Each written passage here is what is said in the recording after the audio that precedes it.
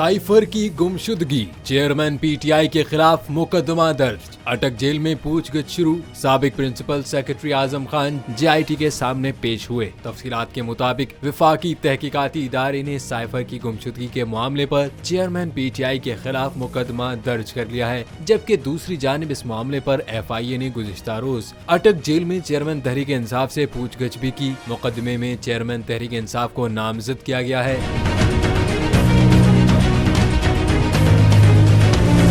ज़राए का कहना है कि एफआईए के इंसदाद दहशतगर्दी विंग में तैनात डीआईजी लेवल के अफसरान इस मामले की इंक्वायरी कर रहे हैं। एफआईए ज़राए के मुताबिक चेयरमैन पीटीआई से डिप्टी सुपरिटेंडेंट जेल के ऑफिस में मुलाकात की गई है। दूसरी जानिब साइफर की तहकीकात के मामले पर साबिक principal secretary Azam Khan FIA headquarters पहुंचकर जेआईटी के सामने पेश हुए और साबिक प्रिंसिपल सेक्रेटरी ने साइफर के हवाले से बयान रिकॉर्ड करा दिया।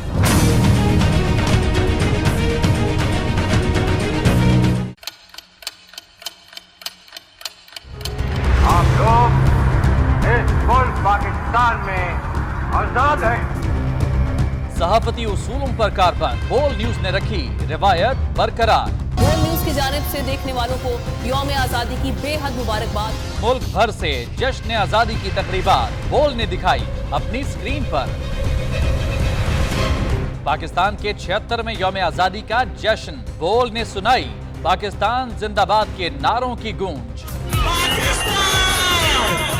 बोल की सबसे बड़ी ट्रांसमिशन में पाकिस्तान का नाम रोशन करने वालों ने दिए कौम को पैगाम। बेपनाह मुश्किलात का सामना करके इस मुल्क को हासिल किया। आजाद कौमों को बहुत सी कुर्बानियां देनी पड़ती हैं। 76 वालियों में आजादी का दिन जोश खरोश के साथ मनाया, क्योंकि जिंदाबाद पाकिस्तान ये है बोल की पहचान।